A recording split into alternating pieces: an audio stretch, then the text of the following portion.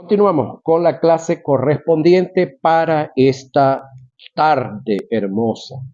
Vamos a la clase número 8 y con esa clase estamos cerrando esta materia. Vamos ya en la página 67. La condición de pecado también es una puerta abierta y es una oportunidad para que las enfermedades puedan venir a nosotros. Óigame, para que puedan venir.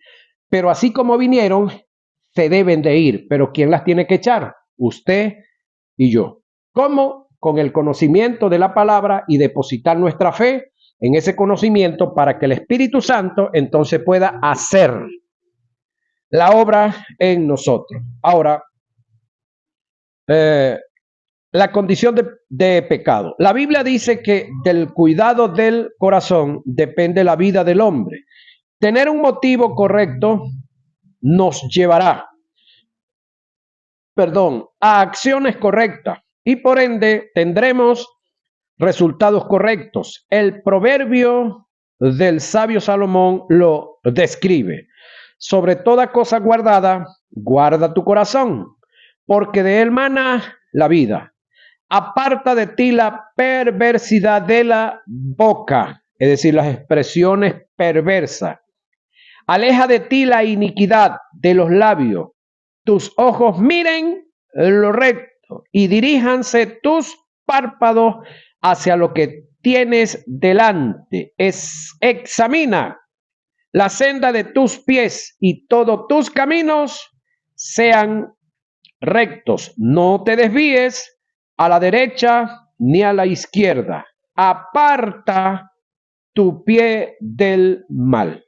Proverbios 4, 23 y 27. Muy bueno que esto lo podamos estar recitando y apartarnos o aprendernos, quise decir, este texto de memoria, porque esto sería una autopredicación, autoenseñanza para nosotros mismos todo el tiempo, todos los días. Un hombre puede vivir una vida sana si mantiene una correcta comunión con Dios. Ahora, nosotros tenemos o tuvimos, óigame, un estado de pecado o condenación, que era la incredulidad. Una vez que nosotros salimos de ese estado de condenación, de ese estado de pecado, de incrédulo, y ya estamos en Cristo Jesús, podemos cometer pecados, pero cuando hablamos de cometer pecados, estamos hablando de pecados sociales y morales. Esos pecados sociales y morales que podamos cometer y que estamos en posibilidad de cometer, no nos hacen pecadores ni estar en estado de justicia. ¿Qué nos hacen? Un hombre justo o una mujer justa en condición de pecado. Por eso decíamos que una cosa es estar en condición de pecado y otra cosa es estar en condenación. Son dos cosas diferentes. Entonces, cuando alguien sabemos que está cometiendo cualquier tipo de pecado social y moral, él está en condición de pecado. Ahora,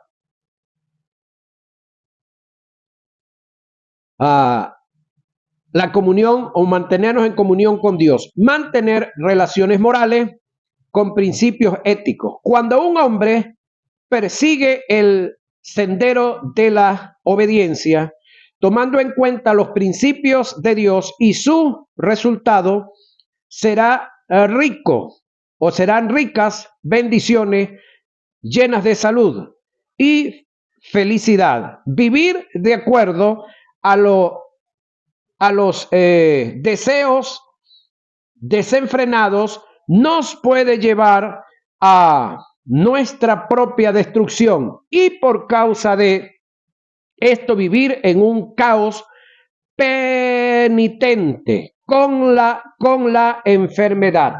El solo hecho de vivir ocultos en el pecado o vivir en el pecado con temores a ser descubierto nos produce tensiones nerviosas, desajustando todo nuestro sistema orgánico, trayendo como resultado una serie de enfermedades que pueden traer como resultado hasta la muerte. En los en los tópicos anteriores afirmé y comprobé que la enfermedad tuvo su origen en el pecado. Según Juan 5, 1 y 14, el pecado puede ser la causa de la enfermedad.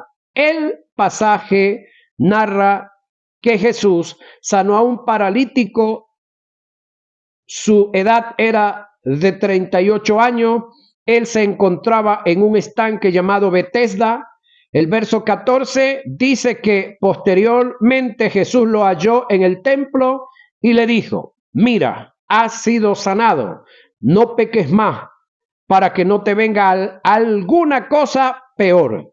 Según lo dicho por Jesús, la causa de una posible enfermedad sobre el hombre podía ser la reincidencia al pecado. Según Santiago 5:15, la causa de la enfermedad sobre la persona a la que hace referencia el pasaje pudo haber sido el pecado. El texto dice: y si hubiere cometido pecado, le serán perdonados. Observe que esta declaración se hace después de haber orado por sanidad. En nuestra iglesia tenemos un número de creyentes viviendo en pecado de omisión. Este es el que se lleva por dentro. Son pecados de resentimiento, tales como raíces de amargura, odio, celo, falta de perdón, envidia y otros. Esto mantendrá el alma enferma y no permitirá al cuerpo recibir sanidad.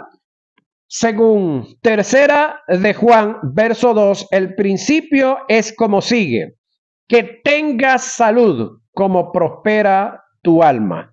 Ahora mi pregunta es: ¿cómo puede prosperar el alma de un individuo? ¿Alguien de lo que está aquí me puede decir cómo puede prosperar su alma? Yo le puedo decir cómo prospera su casa: vendiendo todos los cachivaches viejos que tiene y comprando nuevos, mejorando la casa, de repente tumbando el rancho que tiene, haciendo una casa nueva. Usted está prosperando en la casa. En el caso del cuerpo, vistiéndose con ropa nueva, usando buena colonia, prospera su cuerpo. Pero ¿cómo prospera su alma? ¿Lo sabe usted?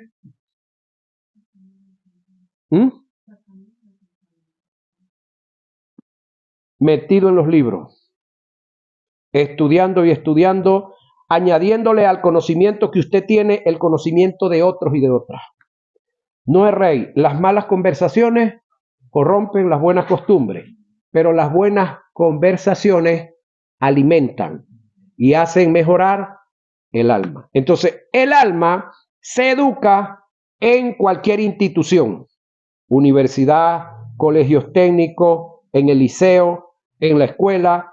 Y también, hablando de la parte espiritual, su alma es educada metido en la Biblia, metida en la Biblia. ¿Hablando con quién? Teniendo conversaciones con Moisés, teniendo conversaciones con Salomón, teniendo conversaciones con Daniel, teniendo conversaciones con todos los profetas que escribieron, con los evangelistas que escribieron, y en el caso de Pablo, que escribió, los apóstoles que escribieron. Conversando con toda esta gente, su alma va a ser prosperada. Conversando con gente que tengan buena conversación o conversación de cosas buenas, su alma va a ser prosperada para lo bueno. ¿Sabía eso? Porque también puede ser su alma prosperada para lo malo. ¿Cómo? Leyendo todos los libros de brujería que se consiga. Vamos a ser claros.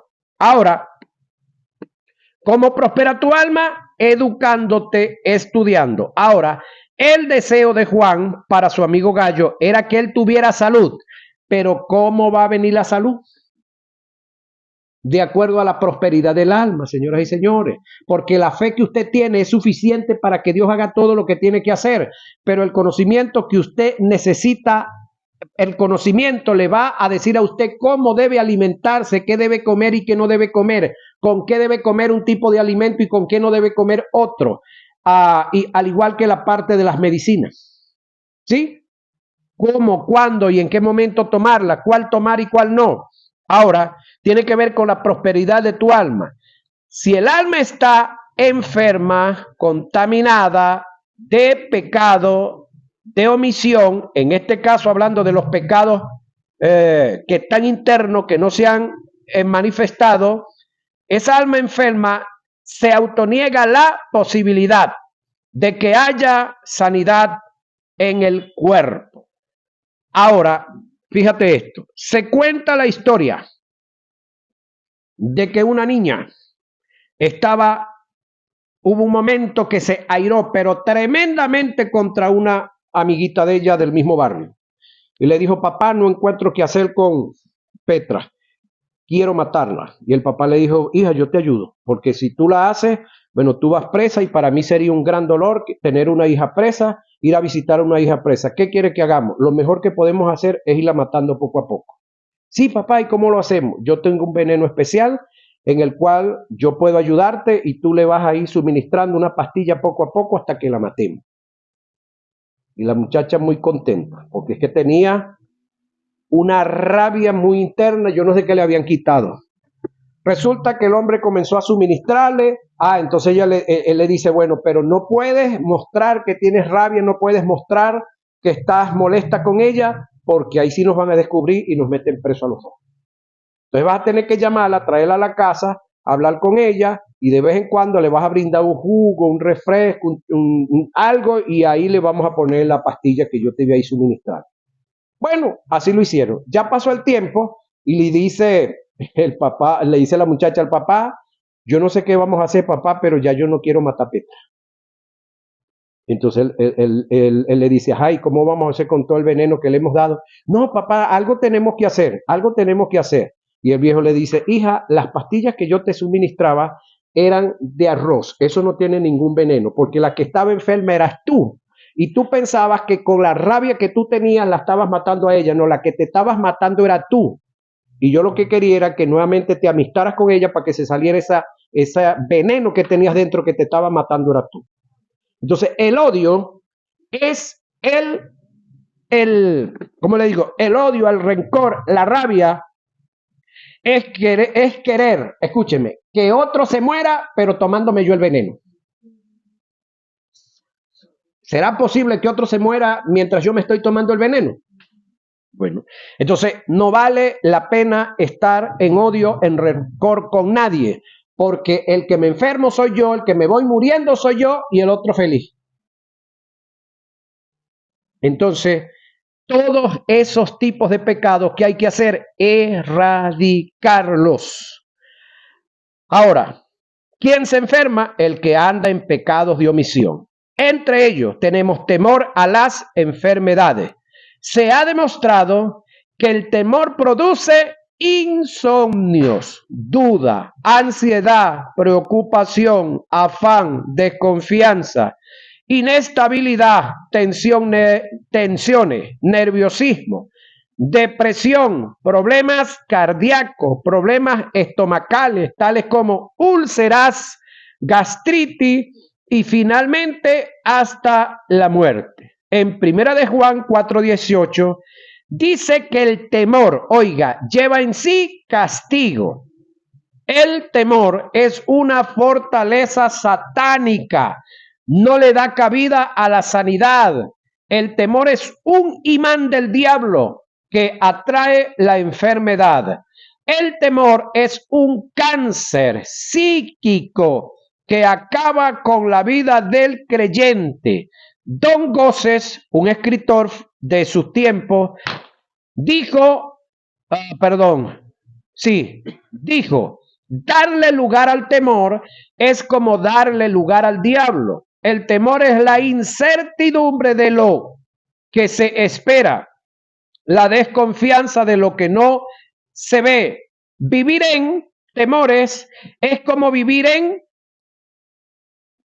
fe, pero en forma negativa.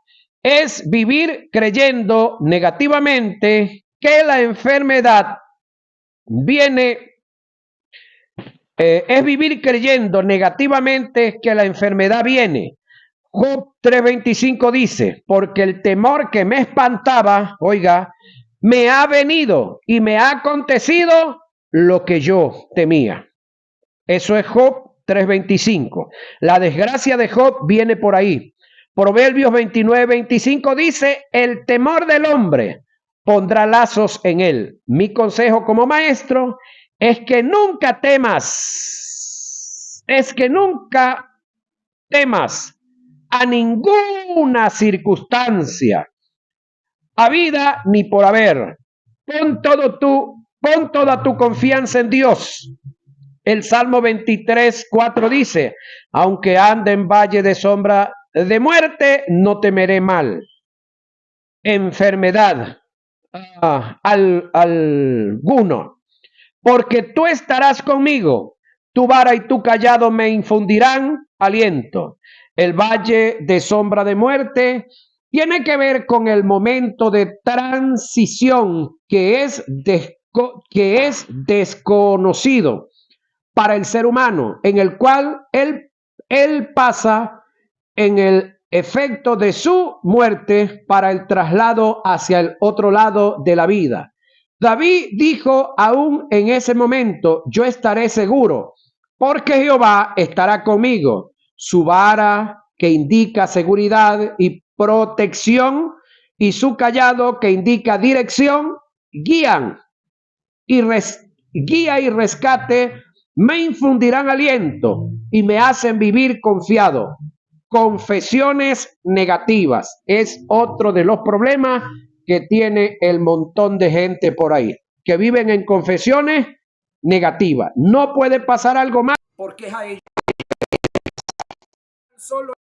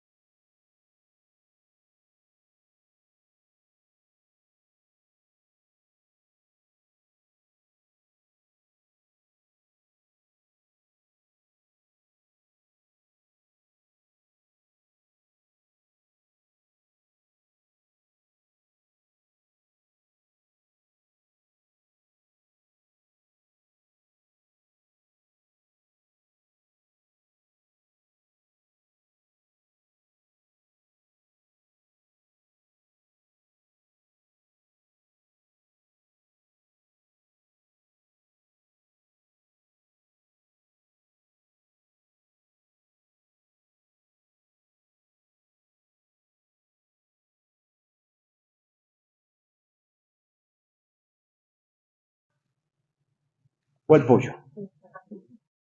¿Sabe usted que en Brasil la sardina... ¿Lo sabía o no lo sabía? En Brasil, un kilo de sardina es más costoso que el pollo. Porque allá venden los alimentos por causa de los nutrientes que tienen. Entonces, allá tienen que tirar ofertas, es decir, tres pollos, es decir, compras dos y te llevas tres, porque la gente no le para tanto al pollo. Entonces, los alimentos que allá son más nutritivos, son más costosos. Aquí no. Aquí es al revés. Lo que menos es nutritivo, solamente que le vemos bulto y que al estar cocinado vemos el montón, entonces nos llena los ojos y nos vamos a llenar la panza. Pero analizamos nosotros el alimento que tiene eso. Por eso es que, escúcheme, aquí no se come quinchoncho porque estamos esclavizados a las caraotas negras. Aquí no se come auyama porque eso es comida para los puercos. Y es uno de las mejores frutas que hay. Aquí en esta parte no se come mucho montes porque eso es para los chivos, para las vacas, para los conejos. Entonces lo que comemos es harina, espagueti, caraota, y con eso nos esclavizaron. Ahora, eso nutre los otros tipos de alimentos. ¿Sabía que se cree que entre el quinchoncho o la lenteja está el grano más nutritivo de todos? Puede que sea el mismo quinchoncho que supere a la lenteja. Pero como lo producimos nosotros, como es de aquí mismo, del patio de mi casa, yo no le paro mucha pelota a eso. Pero como el otro viene de afuera, ese sí. Hay un problema con nosotros, que nosotros no valorizamos tanto a lo nuestro, sino a lo de afuera. Y alguien dijo que si lo criollo, lo autóctono no vale, no sirve, comienza por ti. El que no sirve eres tú. ¿Sí? Ahora,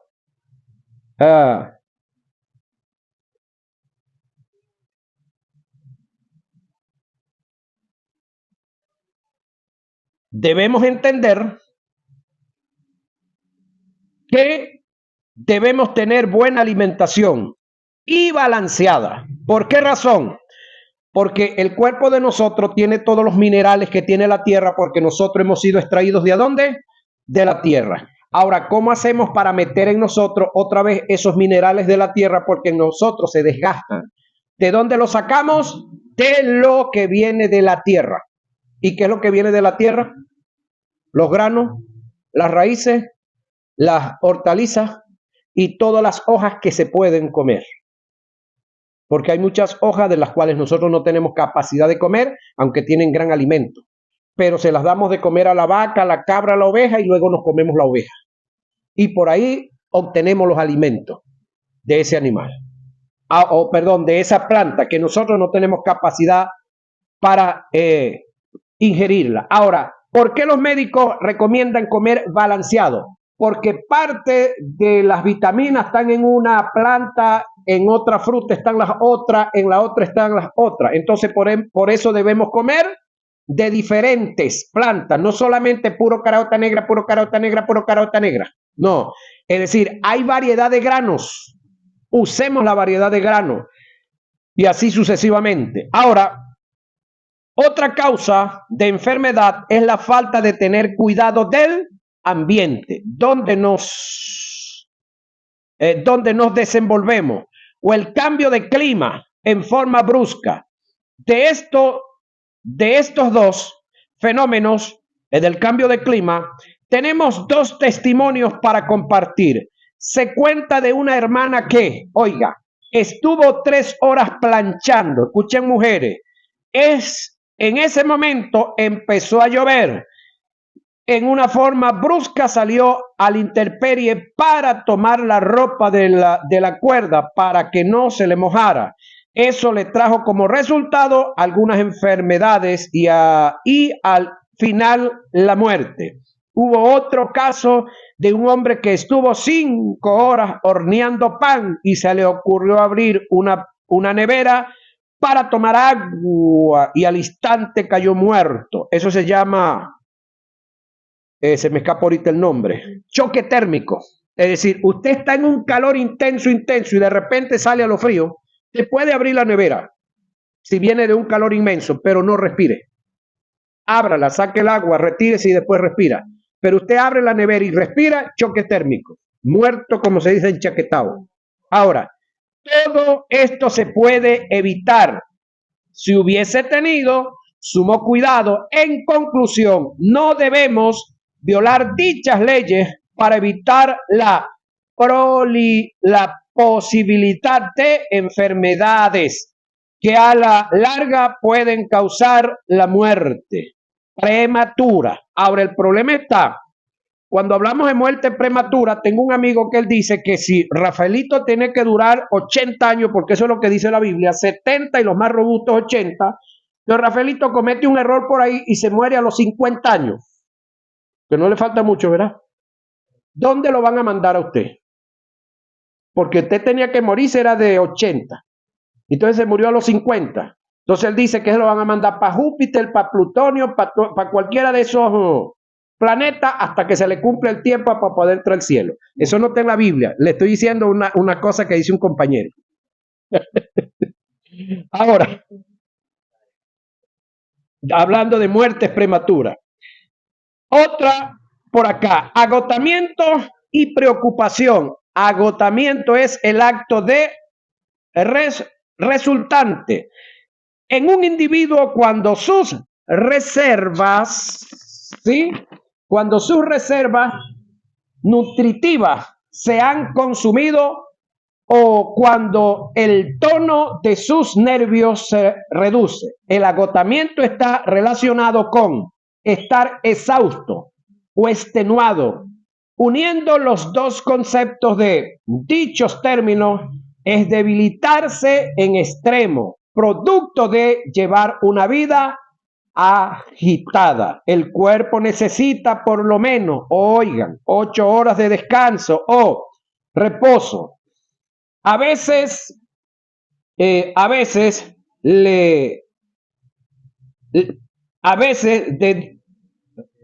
dedicamos más tiempo a nuestras labores, incluyendo a la obra de Dios, ignorando que Él está más interesado, Dios, en nuestro cuerpo y en nuestra salud que en su obra, porque enfermo y agotado nunca podrás llevar a cabo su obra. El agotamiento trae como resultado tensiones nerviosas, enfermedades cardíacas, contracciones musculares, incluyendo los tendones, problemas de tensión u otra. Si no tienes cuidado de tu cuerpo y de tu salud, puedes tener como resultado una muerte prematura. Cuando el cuerpo te pida descanso, dáselo. No abuses de tu cuerpo. Abusar de él es buscar de ti mismo, abusar de ti mismo. Relájate, descansa y duerme lo necesario. Jesús tomaba su tiempo con sus discípulos para descansar. En Marcos 6, 31 y 32 nos relata que Jesús le dijo a sus discípulos: venid vosotros aparte a un lugar desierto y descansad un poco. Si Jesús lo hacía con sus discípulos, ¿por qué nosotros no lo hacemos? Preocupación. Este fenómeno se conoce como una ocupación anticipada y esto te lleva a tratar de hacer más de lo que normalmente puedes hacer. La preocupación produce afán. El afán te lleva al trabajo excesivo. El trabajo excesivo te lleva al agotamiento. El agotamiento, según el punto antes mencionado, trae como resultado diversas enfermedades. Y si es posible, hasta la muerte. En ninguna parte de la Biblia dice que debes vivir preocupado. Oiga, dice que te ocupes de las cosas. El término ocupar implica hacer exactamente lo que se te encomendó. Y puedes hacer, lo que se te encomendó y puedes hacer. tomando en cuenta tus limitaciones y posibilidades y capacidades.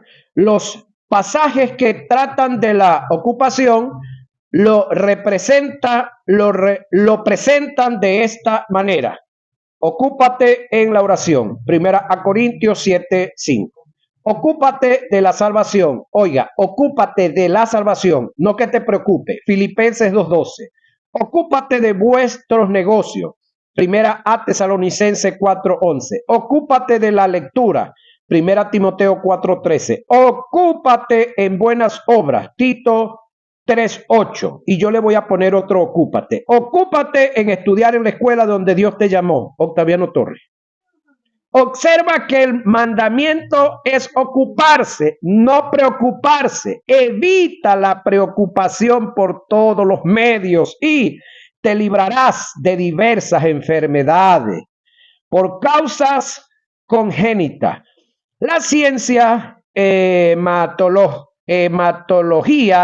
histología y patología ha demostrado que las enfermedades se pueden heredar. Según la ciencia, fuimos llamados a llevar las enfermedades de nuestros padres. Y ya le voy a refutar esto a la ciencia también. Pero según la soteriología, que tiene que ver con la teología, Cristo llevó esa maldición para causa de nosotros en la cruz y la quebrantó en su resurrección. Por dos razones, los hijos de Dios no somos llamados a llevar dichas maldiciones hereditarias de papá, mamá, abuelo, tatarabuelo y recontratatarabuelo, llamadas enfermedades. Primera razón, Cristo, Él llevó mi enfermedad y sufrió mis dolores. Si mi Redentor se llevó todas mis enfermedades, ninguna quedó para mí. Digan algo. Toda enfermedad que venga a mi cuerpo solo viene a usurpar un lugar que no le pertenece. Es un invasor. Y a los invasores, ¿qué le hacemos? Los botamos a patada o como sea de nuestra vida. ¿Verdad que sí? Ahora, segunda razón, después de haber aceptado a Cristo como mi Señor y mi Salvador, ya no soy heredero de papá ni de mamá en cuanto a las enfermedades, por si acaso no, de la finca sí soy heredero. Soy heredero de Dios Padre y coheredero en Cristo Jesús. Todo lo de Dios Padre y su Hijo me pertenecen mediante el Espíritu Santo y en ellos no hay enfermedad. Amén por aquí. Vamos a otra. Errores y tradiciones dentro de la iglesia concerniente a la enfermedad. Hay ciertas tradiciones y errores relacionados con la enfermedad dentro de la iglesia que están haciendo daño a la obra de Dios. A continuación voy a nombrar cada una de ellas para ir derrumbándolas y sacar a la luz la verdad de Dios. Hay hermanos que dicen que Dios los prueba con enfermedad. Hay dos términos utilizados en el griego para referirse a la prueba y cada uno de ellos tiene diferentes significados, conceptos y valores. Pasemos a definirlos para tener una visión clara en relación a la prueba concerniente a Dios. Peirazo es la prueba que viene con la finalidad de destruirte, acabarte, devorarte, sacarte de curso. En la mayoría de los casos, cuando se utiliza este término en las Sagradas Escrituras, se hace en referencia a la prueba que viene de parte de Satanás. Santiago 1, 12 y 14. Doquimazo es la otra. Es la prueba que viene con la finalidad de hacerte ver la falta de madurez que tienes en el área en que se te está probando. Esta es la prueba que viene de parte de Dios, pero Él nunca prueba para destruir, acabar, devorar. Siempre lo hace bajo sus principios en el carácter de lo que Él es, de lo que Él ha dicho y de lo que Él ha hecho. Es decir, nunca vas a utilizar el pecado ni lo que se relaciona a ello para probarte. La prueba que viene de parte de Dios es para edificación, exhortación y consolación. De modo que Dios nunca va a utilizar la enfermedad para probar al pueblo. Hay quienes dicen que Dios utiliza la enfermedad para enseñar a su pueblo. Bíblicamente Dios tiene un solo agente para enseñar a su pueblo, que es el Espíritu Santo, y a su vez Él tiene tres canales, que son la palabra, los dones ministeriales y los dones espirituales. Debo aclarar lo siguiente: hay un cuarto elemento que el Espíritu Santo usa para enseñar, pero que no es de su propiedad ni se ajusta a sus principios, que son las circunstancias. Las enfermedades pueden formar parte de este cuarto elemento, pero debemos estar claros que no vienen del Espíritu Santo. No fueron su idea, menos su voluntad. Es decir, son circunstancias que vienen a nuestra vida por causa de estar cometiendo errores. Cuando ignoramos los tres canales utilizados por el Espíritu Santo, entonces pasamos automáticamente a ser formados por las circunstancias, y aunque sean adversas podemos aprender de ellas, pero el deseo del Espíritu Santo nunca fue ese. Él vino a mostrarnos la verdad, mostrando la verdad nos enseña, enseñando nos guía y guiándonos nos dirige, pero nunca vino a destruirnos. Voy a presentar el testimonio de una evangelista que oraba por los enfermos, el cual entre ellos encontró varios con estado de paranoia.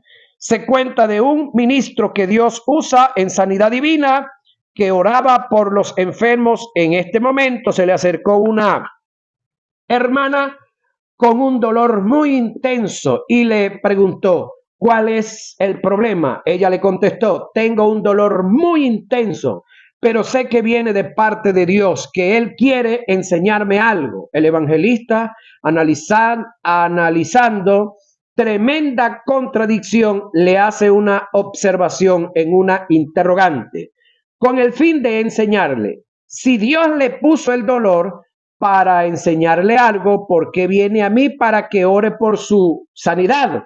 Lo más lógico es que se quede con el dolor para que aprenda lo que Dios le quiere enseñar. Es más, dijo el evangelista, le voy a orar a Dios para que le duele más, porque mientras más le duela, más va a aprender. Lo que dijo el evangelista es razonable. Si Dios te puso una enfermedad con el fin de enseñarte algo, no pidas oración ni vayas al médico. Quédate con el dolor para que aprendas lo que Dios quiere que aprendas. En conclusión a este tópico, debes entender lo siguiente: Dios nunca utiliza una enfermedad para enseñarte nada. Hay quienes dicen que la voluntad de Dios es vivir enfermo. Las Escrituras dicen que la voluntad de Dios es buena, oiga, agradable y perfecta. No os conforméis a este siglo, sino transformados por medio de la renovación de vuestro entendimiento, para que comprobéis cuál sea la buena voluntad de Dios, agradable y perfecta.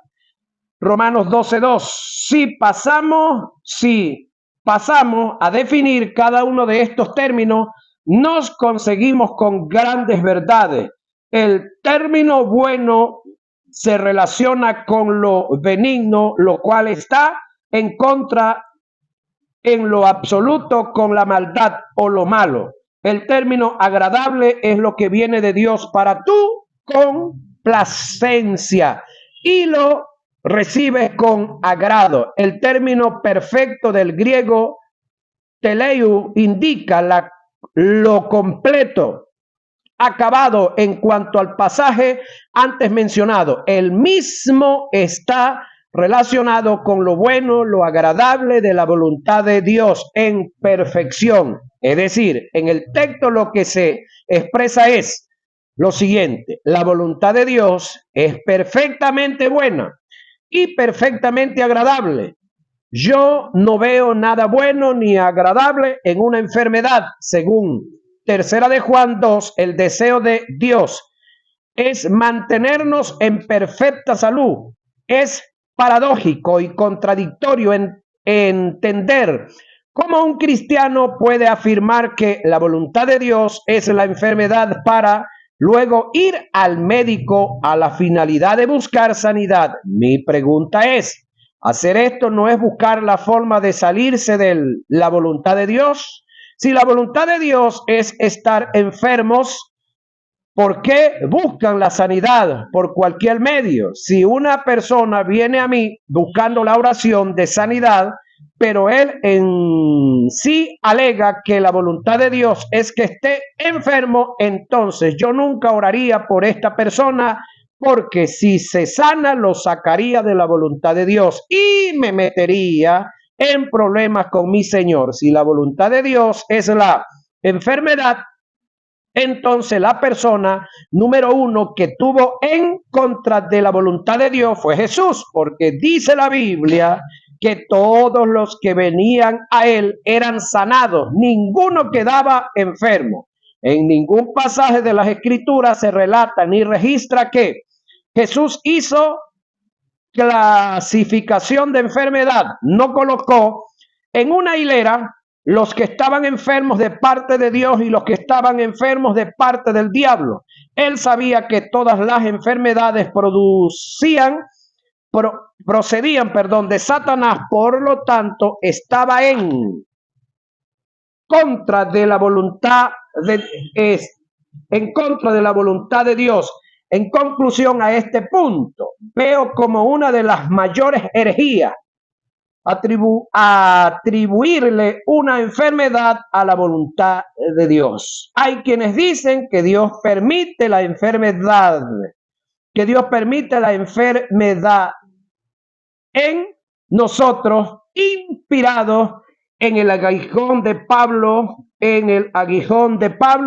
y el caso de Job. En cuanto al aguijón de Pablo, ya hicimos un estudio y esto quedó descartado. En cuanto a la vida de Job, si analizamos bien el pasaje, la tragedia en contra de Job, incluyendo la enfermedad, no vino de parte de Dios, todo lo produjo Satanás.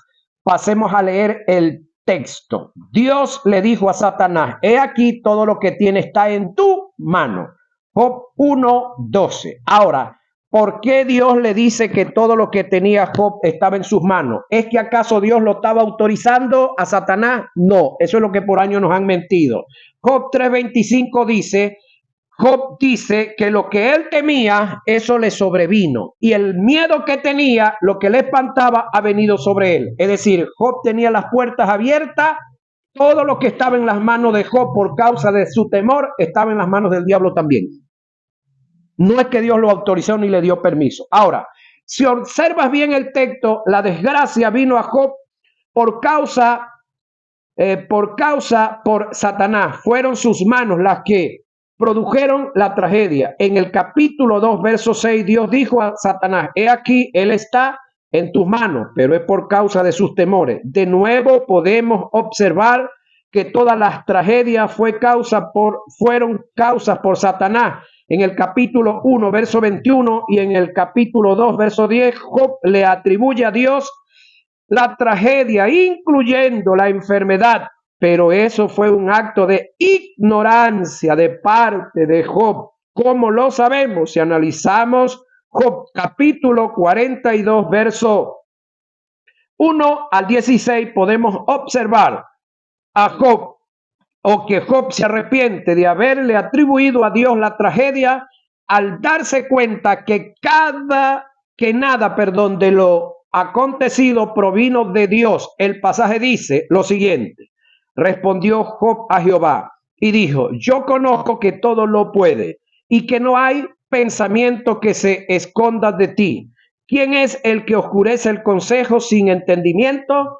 y por tanto yo hablaba lo que no entendía, cosas demasiado maravillosas para mí que yo no comprendía. De oídos te había oído, mas ahora mis ojos te ven, por tanto me aborrezco y me arrepiento en polvo y ceniza. Lo que pasa es que la mayoría de los líderes y los evangélicos leen los primeros capítulos de Job, pero no leen del 42 para adelante. Job entendió lo que muchos hermanos no entienden, claro, porque no leen hasta allá. De Dios no vienen cosas malas. Lo último que puede hacer un creyente es tomar el libro de Job en lo general para adoctrinar a la iglesia o hacer de él un fundamento para su vida cristiana. Hay principios en el libro de Job que sirven como fundamento, no estamos diciendo que no. Sí hay principios buenos y mucho que aprender ahí para la vida cristiana, pero no todo lo que está en el libro de Job se debe tomar como una verdad absoluta para doctrinar a la iglesia. De los errores que Job dijo, por ignorancia debemos aprender desde el punto de vista positivo, pero nunca tratar de hacer de la vida de Job ni de su tragedia un modelo para conducirnos en la vida cristiana. Debemos también entender que el compararse e identificarse con el caso de Job no es compatible con nosotros como iglesia por varias razones. Job estaba en una dispensación diferente a la nuestra. Job no fue redimido por la sangre como hemos sido nosotros. Job no tenía la autoridad sobre el diablo como nosotros la tenemos. En el tiempo de Job, Cristo no había llevado la enfermedad. No depende de Dios ni del diablo enfermarme. Depende de que yo le dé lugar al enemigo. Satanás no tiene ninguna autoridad sobre nosotros, a menos que se la deleguemos. Si Dios le permite a Satanás enfermarme, estaría Dios, oiga, entregándome en las garras de Satanás cuando Él en Cristo, oiga, Dios en Cristo me libró del diablo. En conclusión, es una locura que me inspire o tome como modelo el aguijón de Pablo, la vida de Job y su tragedia para ser un patrón de mi vida cristiana. Espero que este material te inspire a vivir totalmente en sanidad y que mediante el conocimiento adquirido puedas bendecir a otros y a otras. Amén. Este texto es tomado de la guía de Sanidad en Cristo de la Escuela Jesús Soberano Señor, inscrita en el Ministerio del Poder para Justicia y Dirección de Justicia y Culto, bajo el número 57 y 56 del 0706 del 94. Bendiciones para todos y todas los que han visto y han oído en esta hermosa tarde este material.